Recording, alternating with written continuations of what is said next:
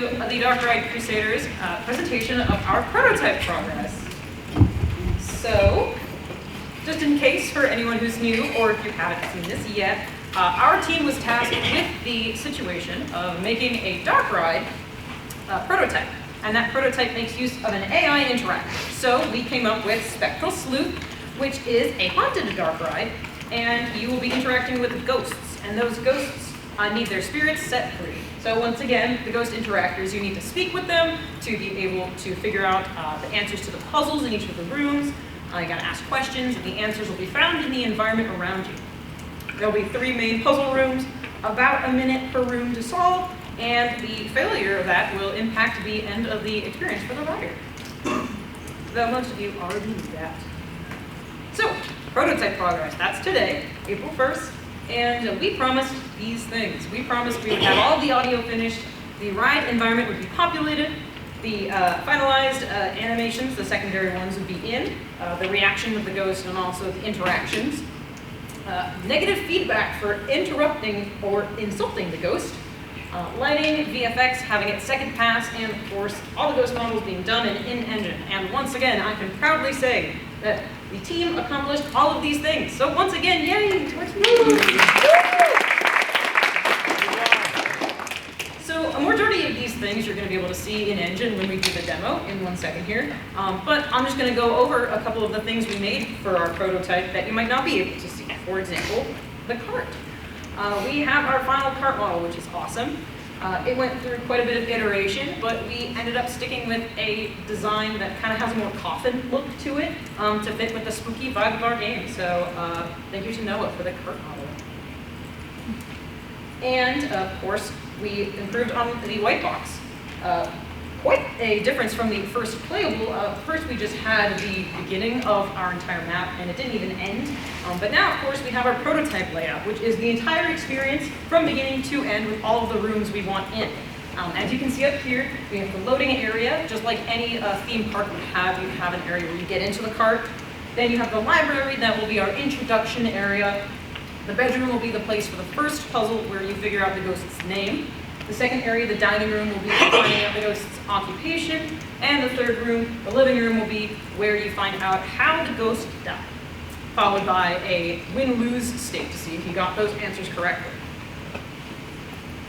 The assets we have in engine. So as pertaining to those previous rooms, we have assets that you're going to be looking for and will be clues for the answers to the different problems. We have some hobby different assets like the painting, the easel, and the baseball bat, and then some occupational assets like the lab coat and the stethoscope, and also the Polaroid to say that you were like a photographer.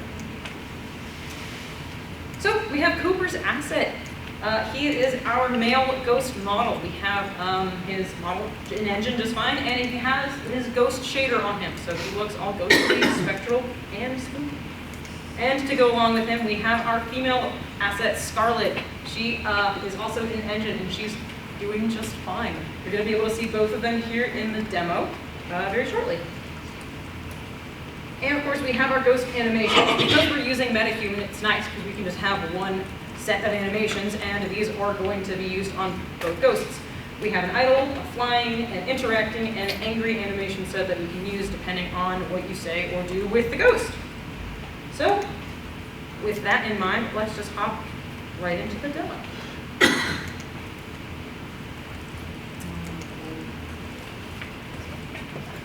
Okay.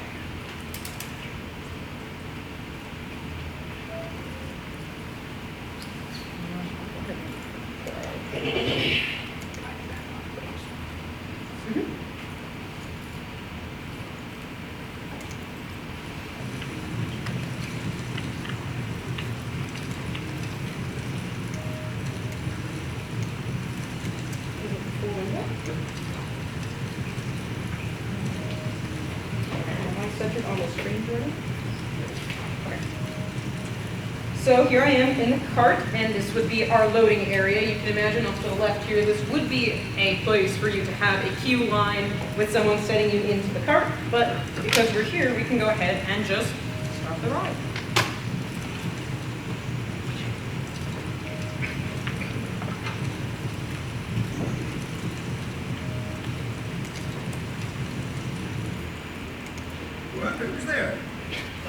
must be the paranormal detectives that sent to help me out.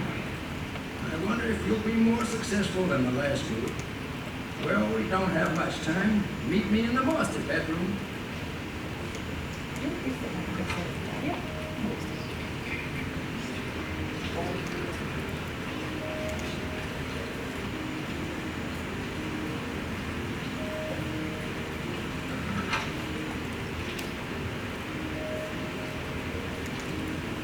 This room had some items with names on them. Do you think one of them was mine? I see an easel over there. Were you a painter when you were alive? I did not like painting. It was not my hobby. Well, I see a watering can. Did you garden? Gardening was not my hobby. I didn't enjoy it. I see a baseball bat. Did you like baseball? I love baseball. It was my favorite hobby. Why don't you walk over to the baseball bat and pick it up, see if it was yours? Okay, I'll check the bat myself.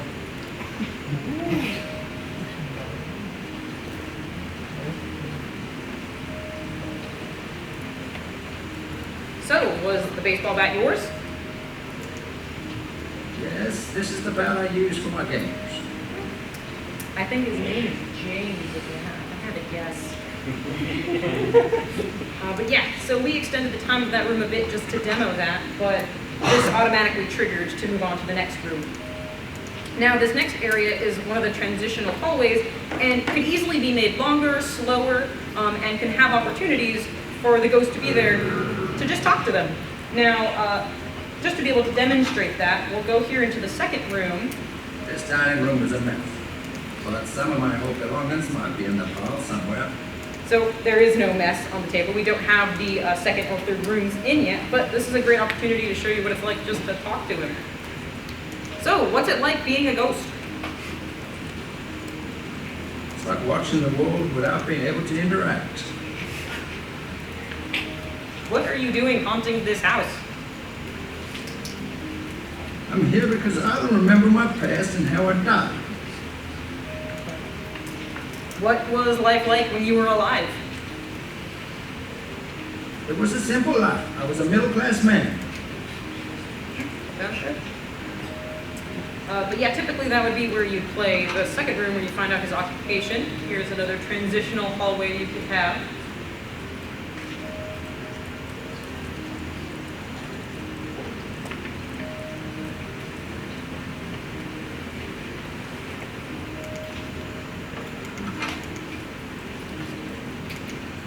I think I died in this room. I wonder how it happened. Do you see any knives? I do not see any knives in the room. Okay. Well, there's a fireplace. Do you think that was involved? It's possible. I did die falling into the fireplace. Now this would normally be the end, and you transition into a space where you'd find if you win or lost. This room's not here yet. There's a bit of a drop. So we're dropping into the void, but this is where that last room would be.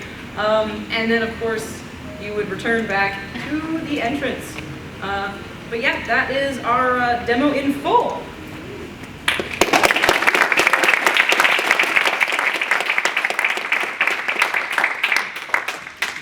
So we can... So, Marissa, Yes. is it that dark when you're in the headset, or are we dealing with sort of the washed out projector of the bridge? Possibly. It looks... It is dim. That was the goal of... And it also could be my angle, too. Possibly. Right. It actually looks quite nice in the VR set. It just kind of feels like you're in a dimly lit house, but everything you can see is pretty nice. Good. And just very quickly, to prove that we do have our other ghost in, I'm just going to briefly play again and show you now what it looks like with Scarlet in. But I'm just going to get to all the way up to the bedroom, because you guys already got the vibe. But just to show you.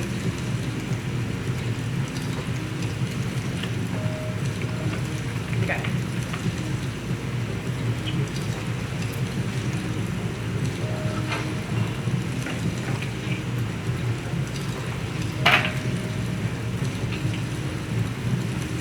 What? Who's there? Oh, you must be the paranormal detectives they sent to help me out. I wonder if you'll be more successful than the last one. Well, we don't have much time.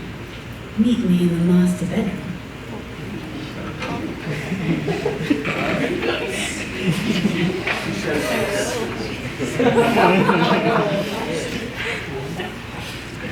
Now, and I won't do the game over again, but there was something we also promised that we have in, and that was that you can insult them. This room has some items with names on them. Do you think one of them was mine? Jordan is my lovely assistant here. To prove this, could someone suggest a PG-13-esque insult that I could give to this ghost? You smell bad. Okay, You smell that's bad. good. I'll take that. You smell really bad. How dare you? I may not remember the details of my death, but I'm sure it wasn't pleasant. Apparently that didn't insult her enough. I'll try one more. Call her that. Your mother was a hamster. Here, Hey, what's up? I think you look really bad in that dress. Excuse me, but I find that incredibly rude. Well, If you have nothing nice to say, don't say anything at all.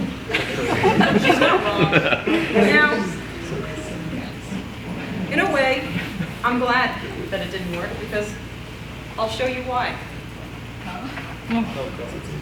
Our risk slide. I was really hoping to show that to you, that when you do insult her, she shakes the cart and the whole thing spins just like this. In fact, I have video of it. But our primary risk that we encountered in this last milestone, and we'll probably be facing the next one, is that Convey's action system is in beta, bolded and underlined. And we have found out that it, just as a system, is quite inconsistent. Sometimes you will ask them to do something and they just won't do it. But if you ask them again, they'll do it. So I'll go into this in more detail on the next slide, but in all, the mitigation for that is that we've been able to go into the blueprints for the actual plugin and make changes. So thank you to Convey. Sometimes plugins are just complete black boxes that you can't even go into, but we can just go in and change anything with their plugin. And that's how we've been able to literally fix some of their bugs that they have in their system. So yeah, more on that in a second. Another risk, management of AI responses. This one's pretty all right now. We're still dealing with the situation that is, we're dealing with AI, and AI has randomly generated responses that we have no control over. So the best we can do is just continue tweaking the Convey settings and making sure those specifications for their backstory are very specific and that they know what they should and shouldn't say. 2 ghost models. You see there's a bit of an edit because we originally said 3. As it turns out, even though we made a child model in Metahuman, Metahuman does not like small characters. It just doesn't really work. They did not make Metahuman for short characters, and in this case, a child, with their proportions. So, not that we wanted to, we had to cut the child ghost asset because it just doesn't work in Metahuman, which is what we're using. And lastly, VR performance. We had a lot of issues originally when we used our asset packs that we downloaded. Those had some hefty assets in there, and VR can kind of be treated like a phone, mobile games in this case, and that it cannot handle very large things. You have to lower the quality in order for VR to run. So we just had to lower the rendering quality so that VR ran as fast as you saw it just did. Before we were hitting like 10 frames, and we had to do a lot of VR optimizations. Asset optimizations and some low poly swaps. But yeah, let me go ahead and re-emphasize what I was talking about here. So you see this is the Convey menu, and if you look right there, beta, that has been a big point of contingency for us. Beta means inconsistent. This has been something we've dealt with quite a bit, which is you tell them, pick up the baseball bat, and even though, this is the chat log, by the way, of one of the times, anytime we have a conversation with them, it gets saved, which is really nice, so we can see how things went. Yeah, they just go, oh, I'm sorry, I don't see a baseball bat, even though there was. This is just something we have to deal with. Originally, the assignment we were given by Chris was that we have to see what we can do with AI for this assignment. And this is something we are dealing with. Just convey the situation of the state of things. Their system is in beta, and so we're doing our best, but just something we thought you guys should know about is that we're just kind of handling a system that's not quite 100% yet. And similarly, along that vein, we're encountering convey bugs. It's a beta. For example, if we say something like, oh, go pick up the apron, you saw that happen, it worked. It worked out really well. But before we made changes, we would say something like 2 actions in a row, like go walk over to the apron and pick it up. And that did not work. And we spent quite a bit of time debugging this, why it didn't happen. And essentially we found out in the blueprints for convey, when you say something like, oh, well, walk over to the apron, it takes that object reference from the scene you tell it to, but then it doesn't store that for any sequential action until the next message, which is a bit of a shame. Once again, thankfully, they let their blueprints be changed. So thanks to Jordan over here, we made some edits that we were able to store that reference for future ones, but that's not really something we're supposed to do. And so in case you're wondering, yes, we will be contacting Convey and letting them know all of our bugs that we find for them, because they might want to know this. So yeah, that was something we encountered. But other than that, I mean, as you can see from the demo, things are going really, really well. Pretty much all that's left is final project on April 22nd, which is in 3 weeks. All ghosts need to be finished and functional, which they almost are. The ride design is going to be 100% complete. Of course, we have that last room we need to put in, and the 2 last games. Of course, final lighting and VFX as well, just one last pass. And of course, all AI features either fixed or cut, depending on how we want this prototype to go. Because it's been made clear to us that Chris wants to use this project in the future. So we want to make sure it's in pretty good state. Of course, puzzle details need to be randomized each ride. Right now, the names are randomized. However, the actual assets themselves don't swap out yet. And lastly, VR optimizations, some FPS target hits, things like that I just talked about. But we feel very confident that we're going to be just fine for this final project. So thank you guys so much for coming and listening to our prototype progress. Thank you.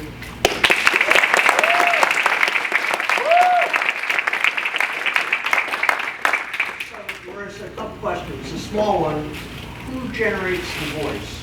Is the voice generated by Convey, or did you provide it samples through a voice actor and then they're using your samples? We are currently using Convey's set of possible voices. They have about 150 you can choose from.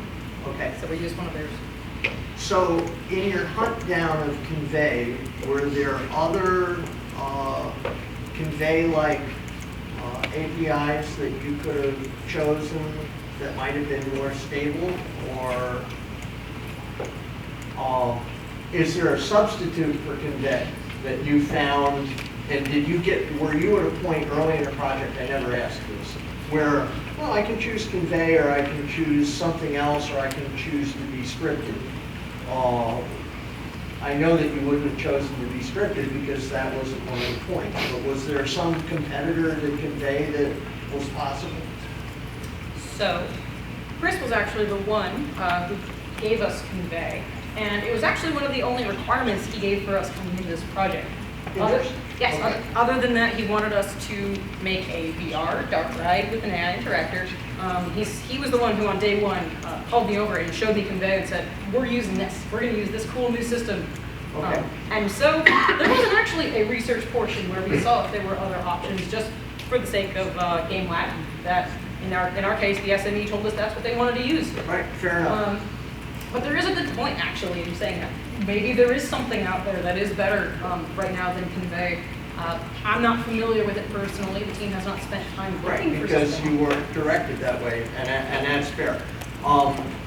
You should let them know their bugs. Having worked for small companies, that feedback is invaluable. That's what we're trying to do. All right. Good job. Thank you. Thank you.